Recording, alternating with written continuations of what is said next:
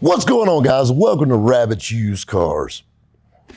There's so many cars that come to the warehouse you guys never see. And I tell people all the time, the best way to catch what I'm buying is to catch them on my Instagram. And sometimes I don't even keep them long enough to do that.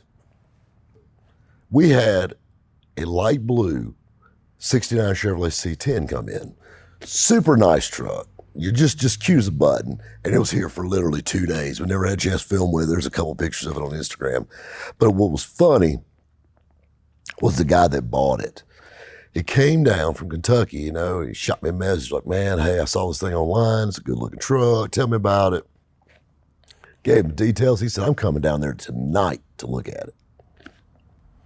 About 8 o'clock in the evening, he comes rolling up, and this big old dude gets out of an F-250 truck. I mean, just monsters. This boy had arms on him, just pythons, boys, like the Hulkster. I mean, he's a big dude, definitely not talking about his mama. He gets out, he walks around it, and of course he owns a chain of gyms, and he's a trainer, and he's a professional bodybuilder, which was a big shot. We got talking around, and the thing that's funny is in sales, you got to be fluent in damn near every profession. And I tell people all the time this, I'm like a jack of all trades and a master of sales. Would be the best way to sum it up, because that's how you build a connection with somebody. I mean, this dude obviously could tear my head off my shoulders. So telling a joke that might piss him off would probably not be my best way. So that's when I pull out my fitness knowledge and start playing 7 Ways from Rabbit, and hopefully somebody he knows. So we get to talking, and I said, well, it may not look it, but, I was talking about, I went on a little weight loss journey myself, lost over 100 pounds. Oh, that's good, man. Yeah, and I said, I got to meet a lot of cool people that were in the bodybuilding industry. I said, actually, a good friend of mine that was a bodybuilder helped me get this bod. And he started laughing. He's like, oh, really? And I'm like, yeah. And then we started naming names, and I said, he actually trained with a guy named Trey Hodge. And of course, Trey Hodge is a professional bodybuilder. And then, of course, we got talking about Mr. USA, John DeFendis, who actually lived here in Greenville, South Carolina for many years. And, so I knew John DeFendis. And we were like, oh, man, John DeFendis? Like, yeah, and just roping them in, and, because, there again, it's hard for me to make small talk with a dude that has more muscles in his pinky finger probably than I got in my whole body. I'm literally hamburger meat with eyeballs. And I'm sitting here talking to this dude. And he's like, yeah, John? I'm like, yeah, I know John, Who you think sold him that AMG? He's like, what? Yeah. I'm like, damn, and all this stuff. And we get talking, and he's walking around his truck, and he's telling me about that. And the thing that makes me laugh about this story the most is this dude's huge. And it reminded me so much of my buddy Chip. So if you go back to my weight loss story, he was the guy I called. That night when I left my ex-girlfriend at the time's house and, said, I want to lose weight. I want to go to the gym. And he's like, are you okay? And you got to understand, my buddy now, he's got a kid and, it's the dad thing. And he's like the best dad ever. He comes by the warehouse and he's got his little girl with him. And I love it. Chip used to be a very, very, very big guy. You see a lot of the bodybuilder types, but if you ever notice, they're all kind of short. John Finnis, kind of short guy, so it's easier. They look bigger than what they're like Mighty Mouse. And this guy was tall that was looking at this baby blue truck, just like my buddy Chip. I think Chip's 6'5", 6'6". He looks like the fucking Undertaker. He's a bad man. I'll be honest with you, he was a little bigger than the Undertaker. And the thing that's so funny, it makes me laugh, is the shit that I talked to Chip. Chip could literally break me in half like a damn popsicle stick. And to this day, now he's kind of got a dad bod, and I still talk shit to him, which he's still a big dude. Obviously, he probably can hold his own, but I would just shoot him and be done with it. But anyway, so this guy, he ended up buying a truck, and I couldn't help, but I told him, I said, bud, I said, you mind if we snap a pic? I want to send it to my buddy. And this dude's huge, of course. He's like, yeah, brother. So we snapped a pic, and, he's sitting there like this, all big for nothing up, and snap pic, I sent to my buddy Chip. And I said, look what he bought. And I sent him a picture of that truck. Well, my buddy Chip, I helped him build a 67 Chevrolet truck that his uncle bought new, left to his dad, and his dad gave to him. And Chip drove this thing. I've known Chip since I was 14 years old when he's a little skinny punk. And then all of a sudden he got into fitness and all this stuff. And, me and him, we were still friends, but, we didn't hang out all the time, obviously. I hung out in places that had greasy hamburgers, and he hung out at places that made like protein shakes. Chip was always my buddy, worked in a grocery store together and all this stuff. And Chip was the guy, I was always his go-to guy with his truck, because Chip, he liked cars and he liked hot rods, but he wasn't very mechanically inclined. So he'd always come to me like, so you might help me do this if I get it? And Chip's cheap. God, he's cheap. I don't know what the deal is with bodybuilders and being cheap, but they're cheap.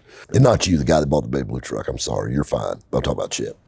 So Chip, was building this truck, and the things that I did to a man and said to a man that could literally tear me to shreds. I mean, he was one bad moment from a roid rage from way back. I mean, he's just big dude. I mean, just monstrous. I mean, even his damn fingers had muscles. He was just a beast. I used to like to walk around with him because I knew that I could say any fucking thing I wanted to and get away with it.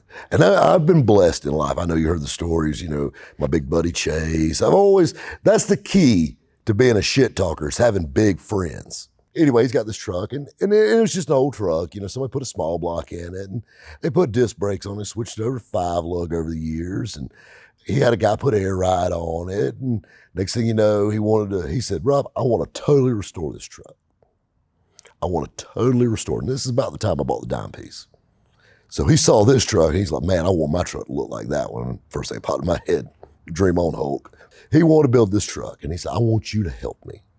And I said, Chip, I don't restore cars for a living. He said, well, you know what I'm saying. You point me in the right direction. I said, Chip, bud, I got you. You do what a friend do. So literally every night for about 6 months, I would always go over his house and smoke a few cigarettes and aggravate him and kind of lead him the right way. And he'd get cheap about something, and I'd have to straighten him out and explain to him, like, hey, Muscles, look, this is what we need to do.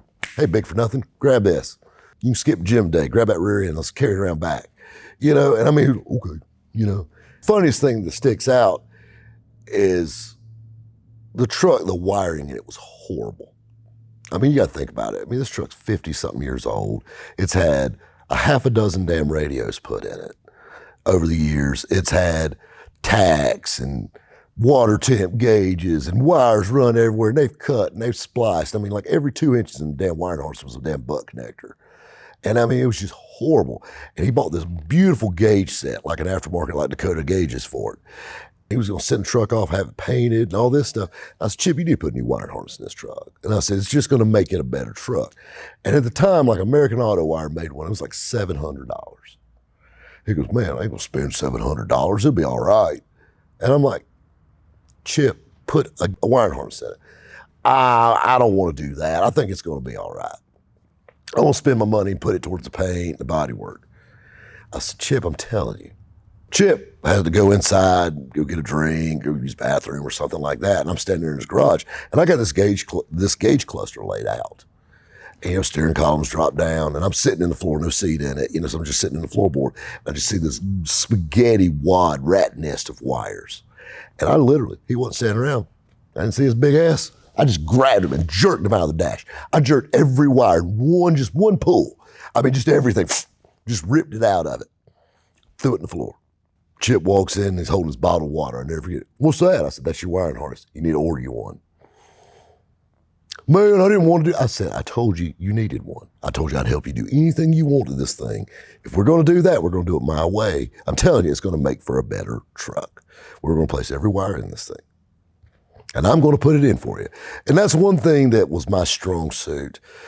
For some reason, I've always been good at wiring things up in cars. You don't want me wiring up anything in your house.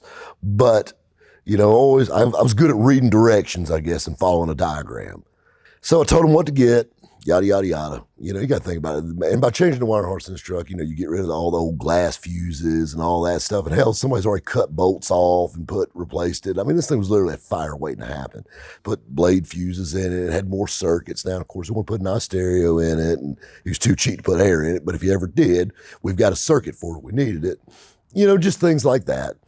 And he was like, so he finally bought his wiring kit, and we're wiring it up. And we're running wires and joking around. And of course, this big ass can't get under the dash, so I had to do everything. And I'm under the dash, this thing running wires and making everything look all neat and zip tying everything, just all cute and clean and all this stuff. And I'd run wires down that need to run like under the cab and run to the back, like for the tail lights, whatnot, tag light, whatnot, and all that back there. And like he's trying to get under. And of course, this big ass, I'm stuck. I'm like, you are worthless. Like I would get up out of that truck because I'd been under the dash because he couldn't slide all the way under because you couldn't get it high enough on jack stands to get his fucking Hulk ass under there. And he was just like, I just don't have. I'm like, you are fucking worthless. Just stop. So I'd get a creeper, do what I need to do. I'd go back doing what I was doing, and basically Chip just watched me, and I'm like, hand me the damn wire pliers, or hand me this, hand me the crimpers, hand me this, hand me this, And the thing, and then that truck's done now, and it went to body, and they did all the body work on it and made it perfect. Big wheels on it, lower down, like I said, on air ride, and the truck is super nice.